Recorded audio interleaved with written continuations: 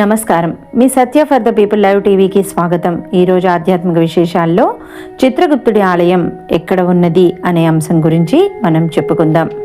చిత్రగుప్తుడు అంటే అందరికీ తెలిసినవాడే. యమధర్మరాజు దగ్గర కింద ఆయన పనులన్నీ చేసి పెట్టేవాడు చిత్రగుప్తుడు. మన చిట్టాలన్నీ తయారు చేసేవాడు చిత్రగుప్తుడు. ఆయన సహాయకుడుగా ఉంటాడు యమధర్మరాజుకి. ఇప్పుడు ఆ చిత్రగుప్తుడి ఆలయం అనేది ఎక్కడుంది, దాని యొక్క ప్రాశస్త్యం ఏంటి అనేది తెలుసుకుందాం. యమధర్మరాజు యొక్క సహాయకుడుగా మానవుల యొక్క పాపపుణ్యాలను నరకలోకంలో నమోదు చేసే శక్తిగా పేరు పొందిన చిత్రగుప్తునికి తమిళనాడులోని కాంచీపురంలో ఒక అద్భుతమైన ఆలయం నిర్మించబడి ఉన్నది. తమిళనాడులోని ముక్తి క్షేత్రాలలో ఒకటిగా పేర్కొనబడిన ఈ క్షేత్రంలో గుప్తగంగా అన్న పేరుగల ఒక తీర్థం కూడా ఉన్నది. ఒకప్పుడు గంగా నదిలో మానవులు స్నానాలు చేయడం వలన వారి పాపాలు గంగా నదికి అంటటం జరిగింది. గంగాదేవి ఆ పాపభారాన్ని తట్టుకోలేక పరిష్కారం కోసం పరమశివుణ్ణి ప్రార్థించిందిట. అప్పుడు పరమశివుడు గంగాదేవితో ఇలా చెప్పాడు: నీవు కాంచీపురంలోని గుప్తగంగా అన్న పుష్కరిణిలో స్నానం చేసినట్లయితే నీకు మానవుల వల్ల కలిగిన సప్త మహాపాపాలు తొలగిపోతాయి అని. శివుని సలహాను అనుసరించి గంగాదేవి ఆ క్షేత్రానికి వచ్చి ఈ క్షేత్రంలో ఉన్న గుప్తగంగలో స్నానం చేసి తనకు పట్టిన పాపభారాన్ని తొలగించుకున్నది. ఇప్పటికీ ఈ క్షేత్రంలో సజీవంగా నిలిచి ఉన్న ఆనాటి గుప్తగంగలో ఒక్కసారి మునిగి లేచిన వారికి సప్త మహాపాపాలు తొలగిపోతాయి అని, పునర్జన్మ కూడా ఉండదు అని పండితులు పేర్కొంటూ ఉంటారు. ఈ క్షేత్రంలో వెలిసిన చిత్రగుప్తుణ్ణి పూజించిన వారికి ఆధ్యాత్మిక జ్ఞానము, మంచి ఆరోగ్యము, సంపదలు కలుగుతాయిట. అంతేకాకుండా కేతు దోషం వలన కలుగుతున్న సమస్యలు కూడా తొలగిపోతాయి. అనేక వైష్ణవ ఆలయాలు మరియు శివాలయాల పక్కనే ఉన్న అద్భుతమైన పట్టణం కాంచీపురం. ఆ కాంచీపురంలో చిత్రగుప్తునికి ఒక ప్రత్యేకమైన ఆలయం ఉండడం విశేషం. ఒకప్పుడు యమధర్మరాజు పరమేశ్వరుడి వద్దకు పోయి, ప్రభు, మానవులు అనేక రకాల పాపాలు చేసి నా వద్దకు వస్తున్నారు. వారు చేసే పాపాల చిట్టా ఎలా తయారు చేయాలో నాకు అర్థం కావడం లేదు. నా లోకంలోకి వచ్చిన మానవుల యొక్క పాప పుణ్యాల లెక్కలు సరిగ్గా తెలియక పుణ్యాత్ముల్ని నరకానికి, పాపాత్ముల్ని స్వర్గానికి పంపిస్తున్నాను. ఇది నాకు చాలా బాధాకరంగా ఉన్నది. అందువలన నీవు దయ ఉంచి నాకు ఒక మేధావి అయిన లేఖకుణ్ణి ప్రసాదించు అని ప్రార్థించాడట. అప్పుడు పరమేశ్వరుడు అందుకని యముడికి బ్రహ్మ వద్దకు వెళ్ళి ఆయనని కోరమని చెప్పాడు. బ్రహ్మదేవుని ఆదేశానుసారం సూర్యునికి మరియు నీలాదేవికి చిత్రగుప్తుడు జన్మించాడు.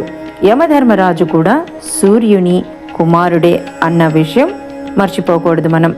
ఆ రకంగా చూస్తే చిత్రగుప్తుడు యమధర్మరాజు తమ్ముడే అని అర్థమవుతుంది.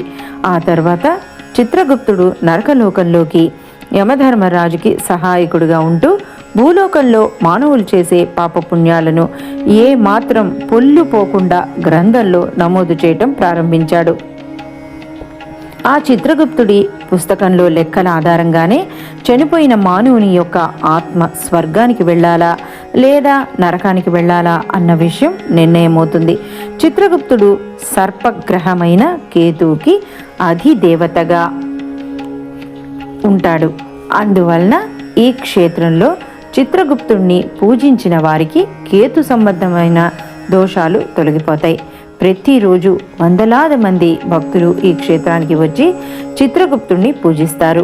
ముఖ్యంగా ప్రతి నెలలో వచ్చే పౌర్ణమి రోజున చిత్రగుప్తుడి ఆలయాన్ని అత్యధిక సంఖ్యలో భక్తులు దర్శించడం జరుగుతుంది. ముఖ్యంగా చైత్రమాసంలో వచ్చే పౌర్ణమి నాడు ఈ క్షేత్రంలో అత్యంత వైభవోపేతంగా చిత్రగుప్తుడి ఆరాధనలు జరుగుతాయి. ఈ క్షేత్రంలో వెలిసిన చిత్రగుప్తుడు ఒక సింహ వాహనంపై కూర్చుని ఉంటాడు. ఆయన కుడి చేతిలో కలము, ఎడమ చేతిలో తాటాకుల పుస్తకము ఉంటాయి. ఈ రెండు అంశాలు చిత్రగుప్తుడు మానవుల పాపపుణ్యాలను పుస్తకాలలో నమోదు చేస్తాడు అని నిరూపిస్తాయి. ప్రధాన విగ్రహమే కాకుండా చిత్రగుప్తుని యొక్క పంచలోహ ఉత్సవ విగ్రహం కూడా ఈ క్షేత్రంలో ఉన్నది. ఈ చిత్రగుప్తుని ఉత్సవ విగ్రహంతో పాటుగా ఆయన భార్య అయిన కర్ణికాంబ విగ్రహం కూడా ఉంటుంది. కొంతమంది పండితుల అభిప్రాయం ప్రకారం ఈ సృష్టిలో మొట్టమొదటి చిత్రగుప్తుడే తొలిసారిగా అక్షరాలను మొదలుపెట్టాడని తెలుస్తుంది. గరుడ పురాణం కూడా ఈ విషయాన్ని బలపరుస్తుంది. కడు జాగ్రత్త కల ఈ చిత్రగుప్తుడు 1000 కళ్ళతో మానవులు చేసే కర్మలను నమోదు చేస్తూ ఉంటాడట. ఏది పొల్లుపోనీడు. చిత్రగుప్త అన్న పదం 2 వేర్వేరు పదాలైన చిత్ర మరియు గుప్తలతో ఏర్పడినది. చిత్ర అనగా బొమ్మ అని, గుప్త అనగా రహస్యంగా దాచిపెట్టబడినది అని అర్థం. కనుక చిత్రగుప్త అంటే రహస్యంగా దాచబడ్డ బొమ్మ అని అర్థం. మానవుల యొక్క పాపపుణ్యాల యొక్క వివరాలు తనలో రహస్యంగా దాచుకొని ఉండడమే చిత్రగుప్తుని యొక్క నామానికి అంతరార్థమని గుర్తించాలి. చిత్రగుప్తునికి ఈ క్షేత్రంలో చేసే పూజలలో కలము, ఇంకు, తేనె, వక్కలు, అగ్గిపెట్టెలు, ఆవాలు, పంచదార, గంధము, గుగ్గిలము ఉపయోగిస్తారు. న్యాయం, శాంతం, విద్య మరియు జ్ఞానం అనే 4 లక్షణాలు కలిస్తే ఏర్పడే దైవమే చిత్రగుప్తుడు. చిత్రగుప్తునికి పసుపు పూలు మరియు కుంకుమ పూలు, కుంకుమని కూడా భక్తులు సమర్పిస్తూ ఉంటారు. చిత్రగుప్తునికి సిద్ధి మరియు బుద్ధి అనే 2 భార్యలు ఉంటారని తెలుస్తుంది. వినాయకుడికి కూడా సిద్ధి మరియు బుద్ధి అనే పేర్లు గల 2 భార్యలు ఉన్నారని గుర్తించాలి.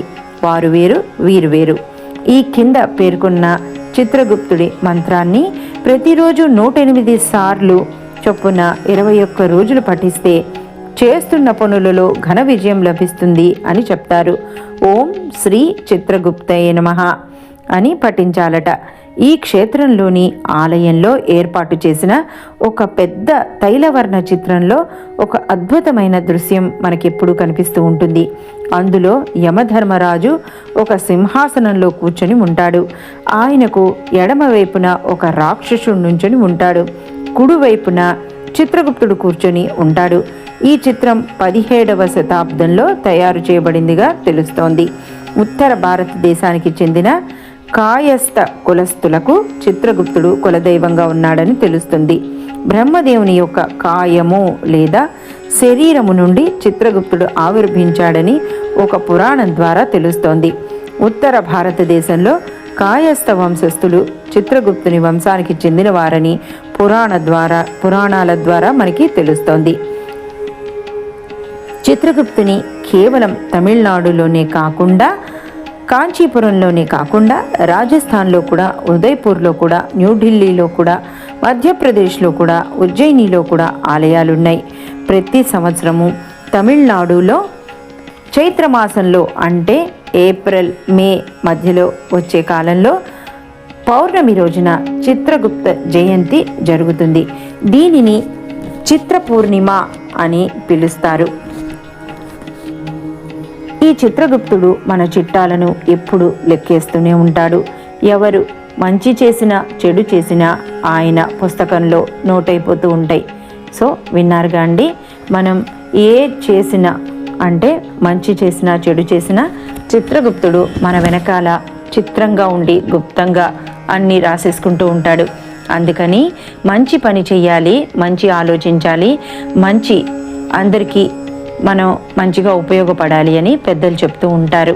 మీకు మా ఛానల్ నచ్చితే కనుక, ఈ టాపిక్ నచ్చితే కనుక తప్పకుండా లైక్ చేయండి, షేర్ చేయండి. మా వీడియోస్ మీకు నచ్చితే కనుక మీ గ్రూప్స్లో ఫార్వర్డ్ చేయండి. Thank you.